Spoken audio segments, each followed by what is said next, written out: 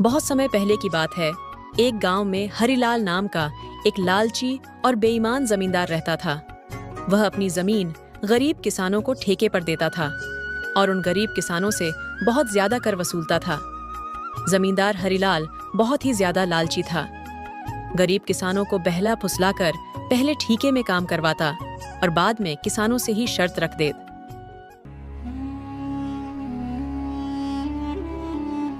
इन गरीब किसानों की भी क्या जिंदगी है। बस 2 वक्त की रोटी के लिए बस दिन भर काम करते रहते हैं और बाद में 2 वक्त की रोटी के लिए तरसते रहते हैं। और हमें देखो, हम बस इन्हें आदेश देते हैं और समय आने पर सारी फसल हमारे गोदामों में भर जाती है और ये किसान हमारे आगे जी हुजूरी करते रहते हैं और हमारा हर काम करते हैं। इसे कहते हैं जमींदार हरिलाल का दिमाग। हाँ मालिक, आप तो यहाँ के जमींदार हो और सभी किसानों को अपनी मुट्ठी में रखते हो। इनकी मेहनत का फायदा उठाना आप भली भांति जानते हो।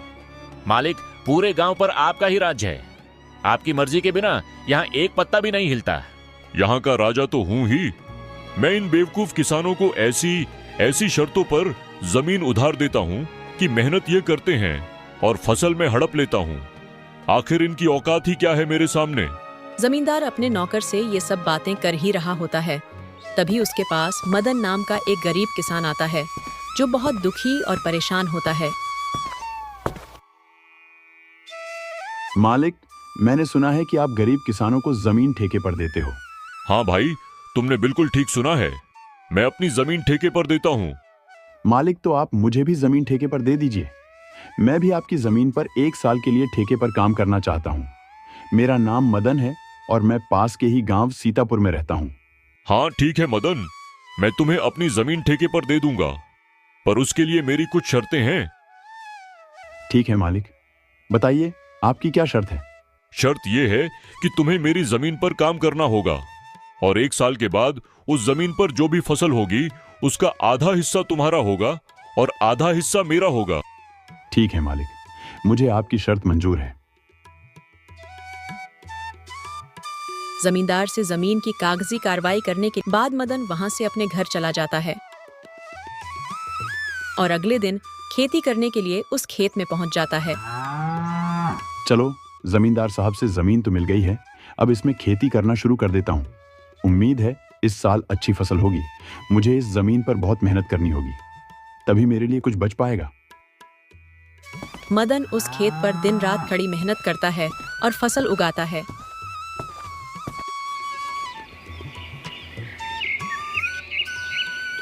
कुछ महीनों बाद गेहूं की फसल उगकर तैयार हो जाती है।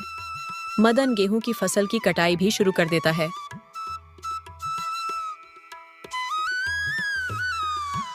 इस साल तो बहुत अच्छी फसल हुई है।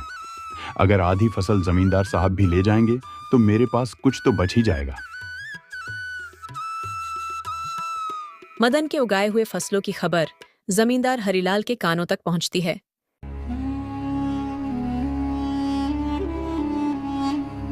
क्या सेठ जी, आपको पता है क्या, आज मदन अपने फसलों की कटाई कर रहा है। इस साल मदन ने खेत में बहुत अच्छी फसल उगाई है। उसकी फसल तो बहुत अच्छी फसल लहा रही थी। अब मदन ने उसकी कटाई करनी शुरू कर दी है।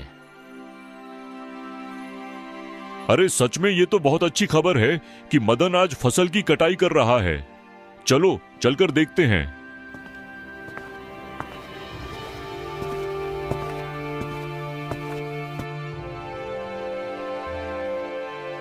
अरे मदन, फसल तैयार हो गई है। अरे इस बार तो ये फसल काफी अच्छी लग रही है। हाँ मालिक, इस बार मैंने गेहूं की फसल लगाई है। इतनी अच्छी फसल उगाने के लिए इस बार मैंने इस खेत में अपना जी जान खून पसीना सब लगा दिया है। मैंने दिन रात इस खेत में बहुत मेहनत की है, तब जाकर इतनी अच्छी फसल हुई है। अब तो मैंने कटाई भी शुरू कर दी है। अरे भाई, तुम्हारी मेहनत से कुछ नहीं हुआ है। ये तो मेरी उपजाऊ जमीन का कमाल है जो इतनी अच्छी फसल हुई है। तुम्हारी मेहनत हो या ना हो, फसल तो होनी ही थी। मालिक, खेत भले ही उपजाऊ हो मगर उसमें मेहनत नहीं होगी तो फसल कैसी होगी। मैंने बहुत मेहनत की है इस खेत में। ज्यादा मत बोल मदन, मेहनत तो किराए के मजदूर भी करते हैं। असली कमाई का हकदार वही है जिसकी जमीन है। शर्त के मुताबिक अब जल्दी से मेरे हिस्से की आधी फसल निकाल। मुझे जल्दी जाना है, मुझे और भी काफी काम है। यह कहकर जमींदार मदन से सारी अच्छी गेहूं की फसल लेकर चला जाता है और खराब फसल मदन के पास छोड़ देता है, जिसे देखकर मदन मायूस हो जाता है। हे भगवान, इतनी कड़ी मेहनत करने के बाद बस इतनी सी फसल मेरे हाथ आई है। हम गरीबों को लोग ऐसे ही लूटते हैं। इतनी कड़ी मेहनत करने के बाद भी हमारे हाथ में कुछ नहीं आता है। हे भगवान, कब मेरी अपनी जमीन होगी?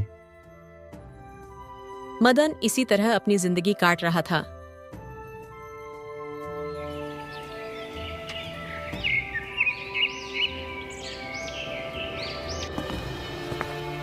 कुछ महीनों बाद मदन का बेटा सूरज, जो शहर पढ़ने के लिए गया था, वापस गांव आ जाता है।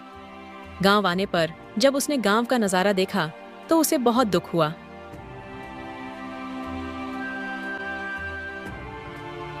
पिताजी, हमारे गांव का ऐसा हाल क्यों है? गांव के सभी लोग दुखी और परेशान नजर आ रहे हैं। आखिर बात क्या है? बेटा, इस गांव में गरीब किसानों की यही किस्मत है। जमींदार हरिलाल जैसे लोग हमारी गरीबी का फायदा उठाते हैं। मेहनत हम करते हैं और उसका फल जमींदार हरिलाल जैसे लोग खा जाते हैं। हमारे पास ना अपनी जमीन है और ना अधिकार। हम गरीब किसान बस मेहनत करते हैं और भूखे रहते हैं। किसानों की यह स्थिति सुनकर सूरज बहुत दुखी हो जाता है। पिताजी, आप चिंता मत कीजिए, अब मैं आ गया हूं। ये अन्याय अब और नहीं चलेगा। आज से मैं खेती करूंगा और लालची जमींदार को उसी की शर्तों में उसकी चालाकी का जवाब दूंगा।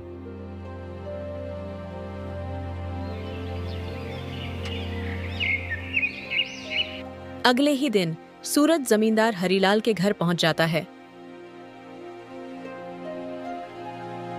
अरे सूरज, तुम यहाँ कहो, क्या बात है? मालिक, अब से पिताजी की जगह मैं खेती करूंगा। मुझे ठेके पर कुछ जमीन चाहिए। क्या बात है? अब तुम खेती करोगे क्या? तुम अभी बच्चे हो, तुम्हारे अंदर इतना दम नहीं है। तुम पढ़े लिखे लड़के हो, खेती नहीं कर पाओगे। नहीं मालिक, आप ऐसा मत बोलिए। मैं पढ़ा लिखा हूं, लेकिन हूं तो किसान का बेटा ही ना। खेती करना मुझे अच्छी तरह से आता है। चलो ठीक है, तुम्हारी बात मान लेता हूं। वैसे भी आजकल काम का क्या रह गया है? सब पढ़ लिख कर ऐसे ही बेरोजगार ही तो घूम रहे हैं ना। आपका बहुत बहुत धन्यवाद मालिक। अरे धन्यवाद बाद में दे देना, पहले मेरे नियम और शर्तें तो सुन लो। आपकी क्या शर्त है मालिक, बताइए। जमींदार हरिलाल, ये तो बच्चा है। इस बार इसे कुछ ऐसी शर्त बता देता हूं जिसकी इसकी सारी फसल मेरी हो जाएगी। वैसे भी इसका पिता मदन हर साल गेहूं ही लगाता है, तो ये भी गेहूं ही लगाएगा। अच्छा सूरज सुनो, तुम जो भी फसल लगाओगे उसका आधा मैं रखूंगा और आधा हिस्सा तुम रखोगे, लेकिन ऊपर का हिस्सा मैं रखूंगा और नीचे का हिस्सा तुम रखोगे। अगर मेरी यह शर्त मंजूर है तो बोलो। ठीक है मालिक, मुझे आपकी शर्त मंजूर है। ऐसा ही होगा।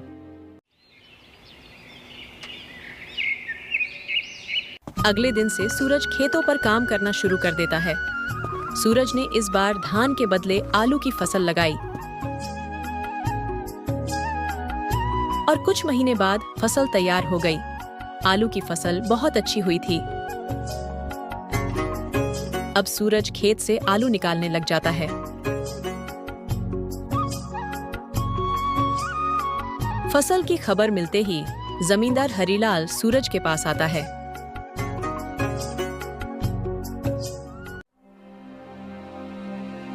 अरे सूरज, शर्त तो याद है ना तुम्हें? आधा मेरा और आधा तुम्हारा। हाँ हाँ मालिक, मुझे सब कुछ याद है। आधा आपका और आधा मेरा। और आपने कहा था कि नीचे का हिस्सा मेरा होगा और ऊपर का हिस्सा आपका होगा, तो आप ऊपर का हिस्सा ले सकते हैं। अरे मालिक, इसने तो चालाकी कर दी। ये धान का फसल नहीं है, ये तो आलू की फसल है। अरे ये क्या, इस बार तुमने आलू लगाया है? हाँ मालिक, पिताजी इतने सालों से धान की ही फसल लगा रहे थे, तो मैंने सोचा कि इस बार आलू की फसल लगा देता हूँ। अरे मैं क्या करूंगा इस घास फूस को लेकर, जबकि सारे आलू तो तुम ले रहे हो। आप ही की शर्त है मालिक, आप ही ने शर्त बताई थी और अब आप ही शर्त मानने को तैयार नहीं हैं।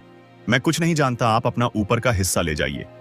इस तरह सूरज ने अपने चालाकी दिखाते हुए लालची जमींदार को मुंह तोड़ जवाब दिया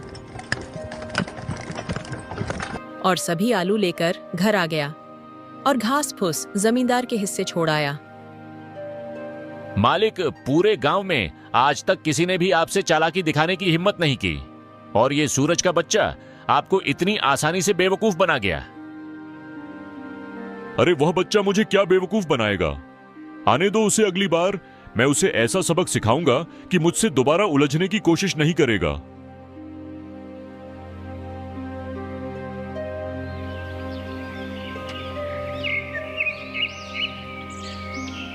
कुछ दिन के बाद सूरज दोबारा जमींदार के घर जाता है। कहो सूरज, क्या चाहिए तुम्हें? कैसे हैं मालिक? आपकी जमीन ठेके पर चाहिए थी। ठीक है, मैं तुम्हें अपनी जमीन ठेके पर दे दूंगा, पर मेरी इस बार की शर्त भी सुन लो। लड़के, इस बार तुम्हारी कोई चालाकी नहीं चलेगी। लड़के, इस बार फसल का नीचे का हिस्सा मैं लूंगा और ऊपर का हिस्सा तुम्हारा होगा। बोलो, क्या तुम्हें मेरी यह शर्त मंजूर है? मालिक, मुझे आपकी शर्त मंजूर है। मालिक, इस बार फसल के ऊपर का भाग मेरा ही होगा। इस तरह सूरज जमींदार से बात करने के बाद अपने घर आ जाता है। इस बार भी सूरज दोबारा खेती करने की तैयारी में जुट जाता है। सूरज इस बार गेहूं का लगाता है।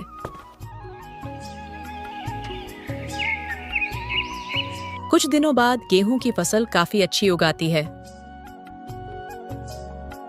अरे वाह, इस बार तो गेहूं की फसल खूब अच्छी लग रही है। मजा आ गया। आने दो उस लालची जमींदार को, तब मजा छकाता हूं उसको। कुछ दिन के बाद जमींदार सूरज के पास आता है। जैसे ही जमींदार सूरज के खेत के पास पहुंचा, गेहूं की फसल देखकर उसका तो दिमाग ही चकरा गया। अरे ये क्या?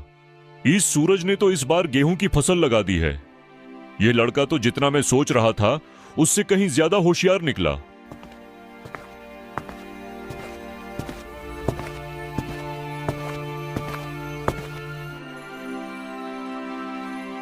प्रणाम मालिक, कैसे हैं आप? देखिए मालिक, इस बार मैंने गेहूं की खेती की है और आपकी शर्त के अनुसार इस फसल का ऊपर का हिस्सा मेरा होगा और नीचे का हिस्सा आपका होगा। इस तरह अपनी चतुराई से सूरज ने दोबारा जमींदार हरिलाल को मूर्ख बना दिया और जमींदार एक बार फिर से धोखा खाकर गुस्से से तिलमिला गया। अरे मालिक, उस पिद्दी से लड़के का दिमाग तो देखिए। आप जैसे इतने बड़े चालबाज को उसने फिर से मूर्ख बना दिया। तुम सही कह रहे हो जुगनू, मैं तो उसे बच्चा ही समझ रहा था और उस बच्चे ने मुझे फिर से मूर्ख बना दिया। अगली बार उसे आने दो, फिर उसे बताता हूं कि जमींदार हरिलाल क्या चीज है। सूरज ने गेहूं की कटाई की और सारी फसल अपने घर ले आया और उस फसल का कुछ हिस्सा सूरज ने गांव के जरूरतमंद लोगों में बांट दिया। सूरज और उसका पिता मदन दोनों ही बहुत खुश थे।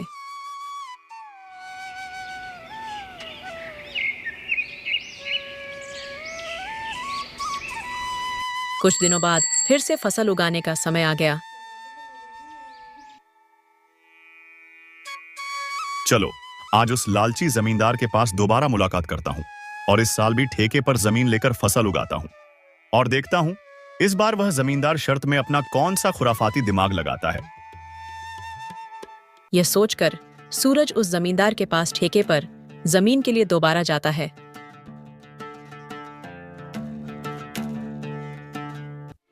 अच्छा, तो तुम मुझसे मिलने दोबारा आ गए।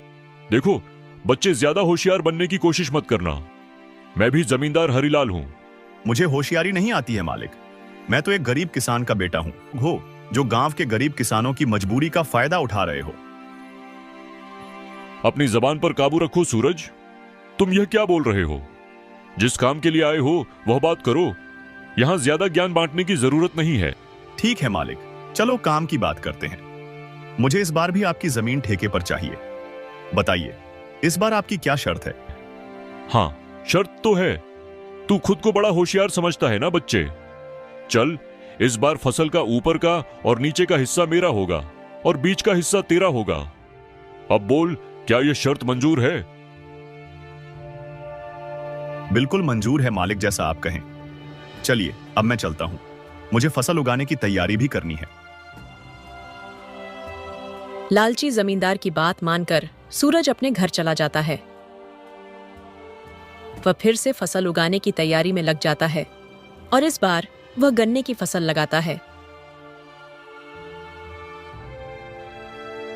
सूरज बेटा, इस बार खेती में कौन सी फसल लगाया है? पिताजी, इस बार मैंने गन्ने की खेती की है। फसल काफी अच्छी हुई है। इस बार भी आमदनी अच्छी होगी पिताजी। ये तो बहुत अच्छी बात है बेटा, तुम ऐसे ही मेहनत करते रहो।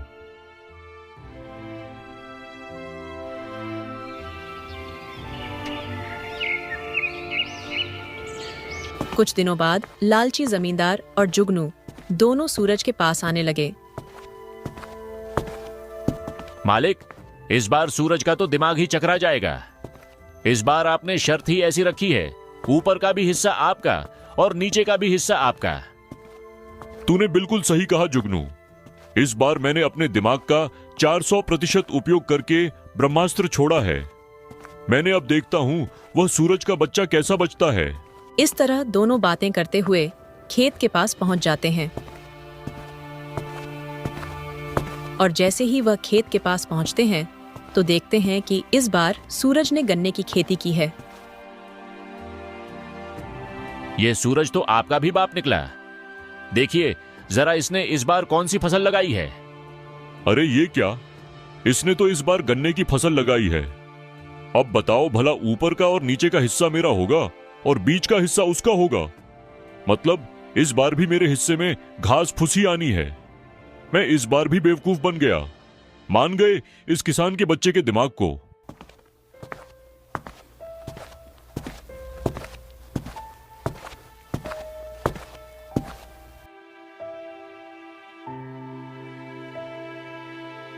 अरे आइए आइए मालिक, कैसे हैं आप दोनों? आपस में क्या खुसुर फुसुर कर रहे हैं? अरे वाह, एक तो चोरी ऊपर से सीना जोरी। तुमने मुझे इस बार भी बेवकूफ बना दिया। जरा मुझे भी तो बताओ, मैं भला आपको क्या बेवकूफ बनाऊंगा? मालिक, आप तो दुनिया को बेवकूफ बनाते हो। देखिए मालिक, इस बार मैंने गन्ने की फसल लगाई है और आपके शर्त के मुताबिक इस फसल के ऊपर और नीचे का हिस्सा आपका होगा और बीच का हिस्सा मेरा होगा। अरे ओ किसान के बच्चे, मालिक को ज्यादा होशियारी दिखाने की कोशिश मत कर। बेईमानी और मक्कारी में ये सबके बाप हैं बाप। ये खेत भी हमारा है और इसमें लगी फसल भी हमारी है। अरे ओ जुगनू, बस कर, ज्यादा चिल्लाने की जरूरत नहीं है। शायद ये हमारी ही करनी का फल है। हमने इन भोले भाले किसानों को बहुत ठगा है। आज पहली बार किसी ने हमें ठगा है। इस लड़के ने हमारी आंखें खोल दी हैं। अब मैं समझ चुका हूं कि बेईमानी का फल हमेशा बेईमानी ही मिलता है। इसीलिए आज के बाद मैं किसी भी किसान को परेशान नहीं करूंगा। सभी किसान की मेहनत का बराबर का हक दूंगा। जितने भी किसानों की जमीन मेरे पास गिरवी है, मैं वह सब उनको वापस कर दूंगा और कभी भी उनकी गरीबी और लाचारी का फायदा नहीं उठाऊंगा। मालिक, आपने तो यह बहुत अच्छी बात कही है। एक किसान दिन रात मेहनत करता है अपने परिवार के लिए, ना ही वह कभी अच्छे कपड़े पहनता है और ना ही कभी अच्छा खाना खा पाता है। अपने परिवार का पेट भरने के लिए वह दिन रात अपना पेट जलाकर वह मेहनत करता है। ऐसे में इनको तकलीफ देना या इनके साथ बेईमानी करना अच्छी बात नहीं है। इसलिए इनका हक तो इन्हें मिलना ही चाहिए। आप इनको इनकी जमीन वापस लौटा दीजिए मालिक, और अभी भी समय है, सच्चाई के रास्ते पर आ जाइए, नहीं तो आपको इससे भी बड़ा नुकसान झेलना पड़ सकता है। इस तरह सूरज अपनी मेहनत और होशियारी से लालची जमींदार को सही रास्ते पर ले आता है। जमींदार हरिलाल ने वहां के सभी किसानों की जमीन और उनका पैसा उनको वापस कर दिया। उस दिन के बाद वहां के सभी किसान खुशी खुशी रहने लगे और किसी भी जमींदार ने किसी भी गरीब किसान का हक नहीं मारा।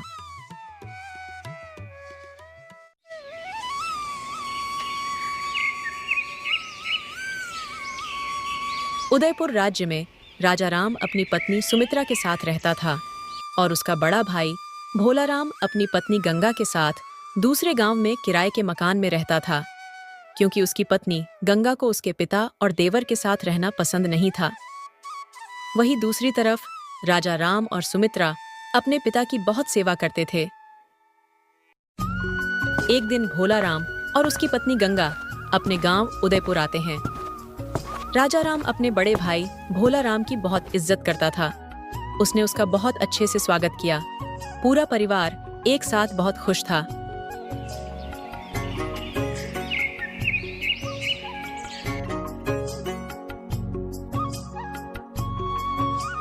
सुनिए जी, आज भगवान के दर्शन के लिए हमें मंदिर जाना है। लेकिन सुमित्रा, हम मंदिर कैसे जा सकते हैं? तुम तो जानते ही हो पिताजी की तबीयत कितनी खराब रहती है। अगर हमारे जाने के बाद उन्हें कुछ हो गया तो हम क्या करेंगे? अजी, भैया भाभी भी तो आए हुए हैं। हम पिताजी को भैया भाभी के पास छोड़कर जाएंगे। वो एक दिन के लिए हमें मना नहीं करेंगे। थोड़ी ही देर है तो बात है, हम दोनों तुरंत ही वापस आ जाएंगे। ठीक है सुमित्रा, तुम जाकर भैया भाभी को बुला लो, फिर हम दोनों मंदिर चलते हैं। थोड़े ही देर बाद राजा राम और उसकी पत्नी सुमित्रा मंदिर के लिए निकल जाते हैं। तभी भूषण की तबीयत खराब होने लगती है और भूषण अपनी बड़ी बहू गंगा से कहते हैं, अरे ओ बड़ी बहू, सुनती हो? अरे क्या हुआ बुढ़े? सुनो बड़ी बहू, लगता है मेरा अंतिम समय आ गया है। मेरी तबीयत ठीक नहीं लग रही है। तुम जल्दी से राजा राम और सुमित्रा को घर वापस बुला लो। वो दोनों ज्यादा दूर नहीं गए होंगे, क्योंकि मुझे तुम लोगों को कुछ बताना है। तभी गंगा कुछ देर सोचती है। लगता है इस बुढ़े के जाने का समय आ गया है और ये जायदाद का बंटवारा करना चाहता है। यही सही समय है सारी जायदाद हड़पने का। हम दोनों पति पत्नी सारी संपत्ति हड़प लेंगे और दूसरे गांव में खुशी खुशी रहेंगे। तभी गंगा जाकर अपने पति भोला राम को सब कुछ बता देती है और भोला राम अपने पिता के पास आकर बोलता है, क्या हुआ पिताजी? तबीयत ज्यादा खराब है क्या? हाँ हाँ बेटा, इसीलिए मैं संपत्ति का बंटवारा करना चाहता हूँ। जल्दी से राजा राम और उसकी पत्नी सुमित्रा को बुला लो। पिताजी, मैंने देखा पर वह दोनों कहीं दूर दूर तक नजर नहीं आ रहे थे। आप हमें बता दीजिए, हम वे दोनों को बता देंगे। अच्छा ठीक है, तुम दोनों मेरी बात ध्यान से सुनो। मैंने और तुम्हारे माँ ने तुम दोनों के भविष्य के लिए बहुत से पैसे जमा किए थे, ताकि तुम दोनों को पैसों की कमी महसूस न हो। लेकिन तुम्हारे माँ ने मुझे बताने से मना किया था, ताकि तुम दोनों खुद मेहनत करके पैसे कमाओ। लेकिन ये मेरा अंतिम समय है, इसलिए मैं तुम दोनों को धन के बारे में बताना चाहता हूँ। हाँ हाँ पिताजी, जल्दी बताइए। तो तुम दोनों ध्यान से सुनो। मैंने और तुम्हारी माँ ने धन को मिट्टी के बर्तनों में छुपा दिया था, ताकि कोई उसे चुरा ना ले। इतना कहकर भूषण अपने प्राण त्याग देता है। ओ बूढ़ा, कम से कम इतना तो बता देता कि कहाँ छुपा के रखा है उसे धन को। चलो कोई बात नहीं, किसी न किसी तरह से हम उसे धन को ढूंढ ही लेंगे। सुनिए जी, अब आप सब अपने छोटे भाई को मत बताइएगा। मैं जैसा कहती हूँ वैसा ही बोलना। इसका मतलब मैं अपने छोटे भाई को इस धन के बारे में कुछ भी नहीं बताऊंगा। क्या तुम्हारी ऊपर की खोपड़ी खाली है क्या? मैंने कहा ना, जैसा मैं बोलूंगी वैसा ही बोलना। लेकिन हम उस धन को इस पूरे घर में कहाँ ढूंढेंगे? वह भी राजा राम के रहते हुए। उसे भी तो पता चल ही जाएगा ना। इस बात की आप बिल्कुल चिंता मत करो, बस मेरी बात ध्यान से सुनो। इतना कहने के बाद गंगा भोला राम को धन को ढूंढने की तरकीब बताती है। अरे वाह भाग्यवान, वाह! मानना पड़ेगा तुम्हारे दिमाग को। तभी भोला राम सुमित्रा मंदिर से वापस घर लौट आते हैं।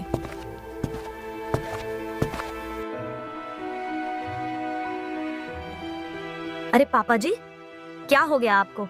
पिताजी, आप हमें छोड़कर क्यों चले गए? अब हमारा क्या होगा पिताजी? तभी यह सब देखकर राजा राम कहता है, पिताजी उठ जाओ। पिताजी, भाई ये सब कब हुआ? तुम्हारे आने से 10 मिनट पहले। पिताजी की तबीयत बहुत खराब हो गई थी और पिताजी हमें छोड़कर चले गए। पिताजी मुझे माफ कर दो, मैं आपके आखिरी पलों में आपके साथ नहीं था। मुझे माफ कर दो पिताजी, मुझे हमेशा इसका अफसोस रहेगा। दोनों भाई मिलकर अपने पिता का अंतिम संस्कार कर देते हैं। धीरे धीरे दिन बीतते हैं और उनके पिता के सारे क्रियाकर्म खत्म हो जाते हैं। धीरे धीरे घर खाली सा हो जाता है। फिर एक दिन भोलाराम अपने छोटे भाई राजाराम से कहता है,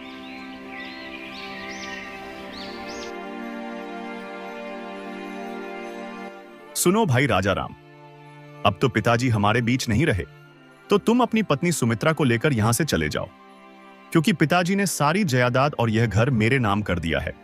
क्योंकि उनके आखिरी समय में मैं उनके साथ था, इसलिए अब तुम इस घर में नहीं रह सकते हो। ये सब सुनकर राजाराम बहुत परेशान हो जाता है। उसे कुछ समझ में नहीं आ रहा होता कि वह अब क्या करे। थोड़ी देर सोचने के बाद राजाराम कहता है, अरे भैया, आप क्या बोल रहे हैं? पिताजी मेरे साथ कभी ऐसा नहीं कर सकते थे। वह तो मुझसे बहुत प्यार करते थे। अरे देवर जी, ऐसी बात नहीं है। आपके भाई बिल्कुल सही कह रहे हैं। पिताजी कह रहे थे कि राजाराम को मेरी बिल्कुल भी चिंता नहीं है। ऐसे बीमार होते हुए भी मुझे छोड़कर चला गया। हम पिताजी के अंतिम समय में उनके साथ थे। हमने उनकी सेवा की, इसीलिए उन्होंने अपनी सारी संपत्ति हमारे नाम कर दी। नहीं भाभी, ये गलत है। पिताजी मेरे साथ ऐसा कर ही नहीं सकते। राजाराम, मैं जानता था कि तुम हमारी बात का भरोसा नहीं करोगे, इसलिए मैंने हमारे गांव के मुखिया को बुलाया है। अब वही फैसला करेंगे।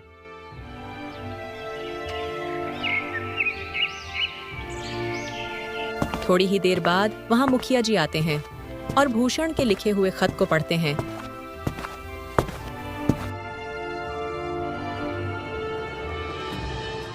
मैं भूषण इस कागजात में जो कुछ भी लिख रहा हूं वो अपनी मर्जी से लिख रहा हूं। मेरे मरने के बाद मेरे सारे खेत और मेरी सारी संपत्ति मेरे बड़े बेटे भोलाराम के नाम होंगे और छोटे बेटे के नाम गांव के बाहर पहाड़ी की चोटी के नीचे जो छोटी सी झोपड़ी बनी हुई है और वहां की थोड़ी सी जमीन उसके नाम कर रहा हूं।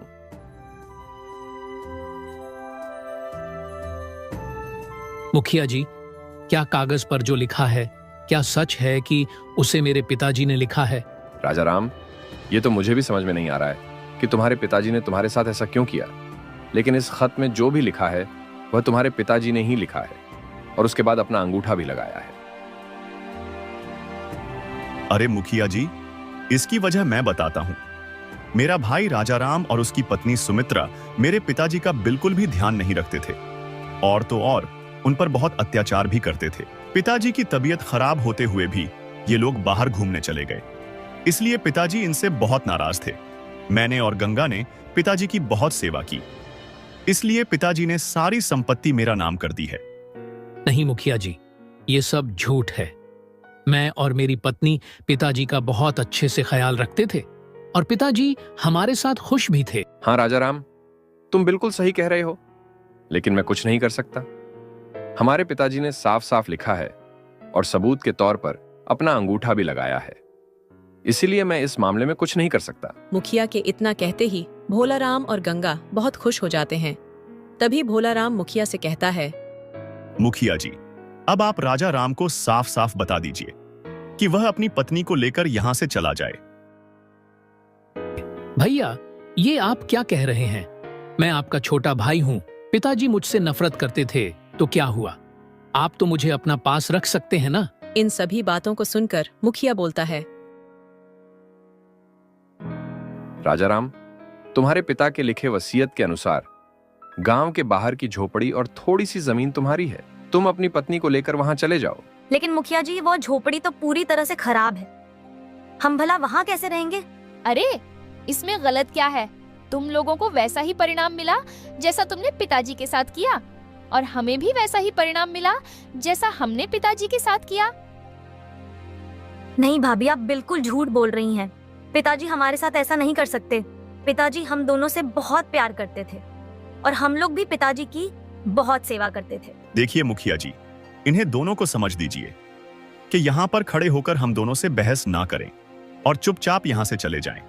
देखो राजाराम, तुम्हारे पिता के जैसे वसीयत के अनुसार यह घर तुम्हारे बड़े भाई के नाम है।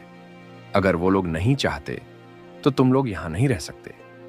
तुम्हें यहाँ से जाना ही होगा। मैं इन्हें अपने साथ नहीं रखना चाहता मुखिया जी, क्योंकि इन्हें पिताजी के साथ बहुत बुरा व्यवहार किया है। इन्हें तो अपनी गलती की सजा मिलनी ही चाहिए।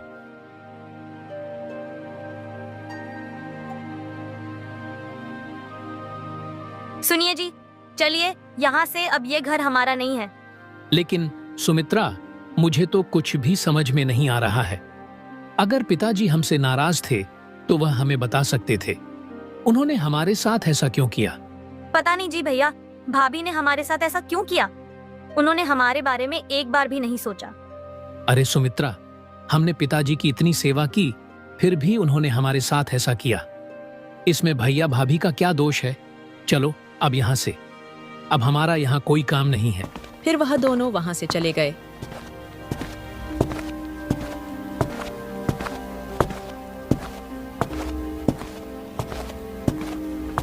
तभी भोलाराम अपनी पत्नी गंगा से कहता है,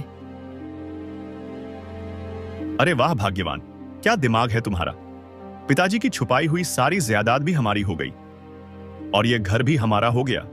अजी अच्छा हुआ कि हमने पिताजी के कागज बदल दिए और उन पर उनका अंगूठा लगवा लिया। अब संपत्ति हमारी है और मकान भी हमारा है। अब हम दोनों यहाँ आराम से रह सकते हैं। थोड़ी देर बाद मुखिया जी राजा राम के पास आते हैं। पता नहीं राजा राम, तुम्हारे पिताजी को क्या हो गया था, तुम्हारे साथ ऐसा क्यों किया। ये बात तो मुझे भी समझ में नहीं आ रही है, वरना पूरा गांव जानता है तुम्हारे पिताजी की सेवा सबसे ज्यादा किसने की है। मुखिया जी, मुझे जमीन जायदाद का कोई लालच नहीं है, लेकिन पिताजी के मन में हमें लेकर इतनी नफरत थी, यह बात मुझे अंदर ही अंदर खाई जा रही है। राजा राम, अब मैं चलता हूँ। तुम्हें किसी भी चीज की जरूरत हो तो मुझे बता देना। इतना कहने के बाद मुखिया वहां से चला जाता है। राजा राम अपनी पत्नी सुमित्रा से कहते हैं, सुमित्रा, अब हम क्या करेंगे? मुझे बिल्कुल भी अच्छा नहीं लग रहा है कि पिताजी हमसे इतनी नफरत करते थे। नहीं नहीं, ऐसी बात नहीं है। पिताजी तुमसे बिल्कुल भी नफरत नहीं करते थे, वे हमसे बहुत प्यार करते थे। तुम कल मुखिया जी के पास जाओ, वे तुम्हें कोई काम जरूर दिलवा देंगे। अब चलो अंदर चलते हैं और सफाई करते हैं। सुमित्रा घर के अंदर जाती है और साफ सफाई करने लगती है। थोड़ी ही देर बाद घर के अंदर से सुमित्रा आवाज लगाती है। राजा राम जल्दी से घर के अंदर जाता है।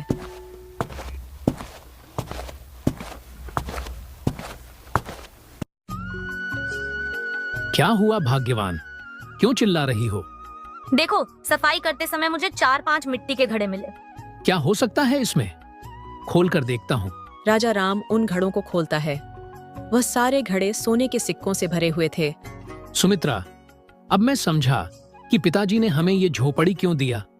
मैं अभी जाकर मुखिया जी को सारी बात बताता हूँ। फिर राजा राम मुखिया जी के घर जाता है और उन्हें सारी बात बताता है। तब मुखिया राजा राम के घर सोने के सिक्कों को देखने के लिए जाते हैं। कुछ ही दिनों में ये बात पूरे गांव में फैल जाती है। एक दिन गांव का एक आदमी भोलाराम के पास आता है और बोलता है,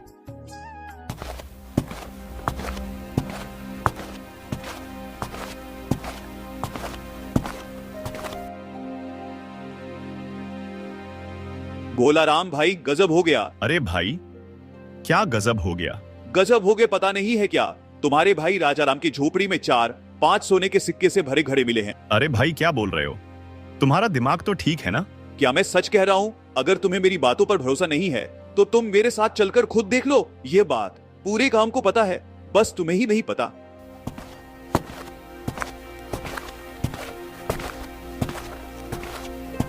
फिर भोलाराम अपनी पत्नी के पास जाकर कहता है, अरे गंगा, पिताजी ने सारे मटके उसे झोपड़ी में ही छुपा कर रखे थे।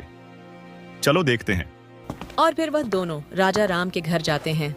वहां पर पहुंचकर भोलाराम अपने छोटे भाई से कहता है, हाँ, सब मेरा है। पिताजी ने मेरे लिए यह धन इस झोपड़ी में छुपा कर रखा था। इसका मतलब आपको खजाने के बारे में पहले से मालूम था? हाँ हाँ, मुझे पहले से मालूम था। पिताजी ने मुझे पहले ही बताया था इस धन के बारे में, लेकिन ये नहीं बताया था कि यह धन कहाँ रखा हुआ है। आपने तो मुझे किसी खजाने के बारे में बताया ही नहीं। आप कैसे भाई हो? आप एक नंबर के मक्कार, धोखेबाज और लालची भाई हो। अरे राजा राम, अगर मैं तुम्हें इसके बारे में बता देता तो तुम कब का इसको ले लेते। तभी पास में खड़े मुखिया जी बोल पड़े, भोलाराम, तुम धन को अपना साथ नहीं ले जा सकता। कानूनी तौर पर यह घर राजा राम का है, इसलिए इस धन पर भी उसका ही अधिकार। मुखिया जी, कागजात नकली है। पिताजी के मरते समय हमने धोखे से उनका अंगूठा एक खाली पन्ने पर ले लिया था और उसकी मदद से सारे जमीन जायदाद अपना नाम कर ली थी। वाह भोला राम, वाह। तो तुमने बहुत ही बड़ा पाप किया है। तुमने एक मरते हुए आदमी का अंगूठा लिया है। तुम्हें इसकी सजा जरूर मिलेगी। तभी गंगा बोली, मुखिया जी हमें माफ कर दीजिए। मुखिया जी, ये सब मैंने ही इनसे करने को कहा था, हमें माफ कर दीजिए।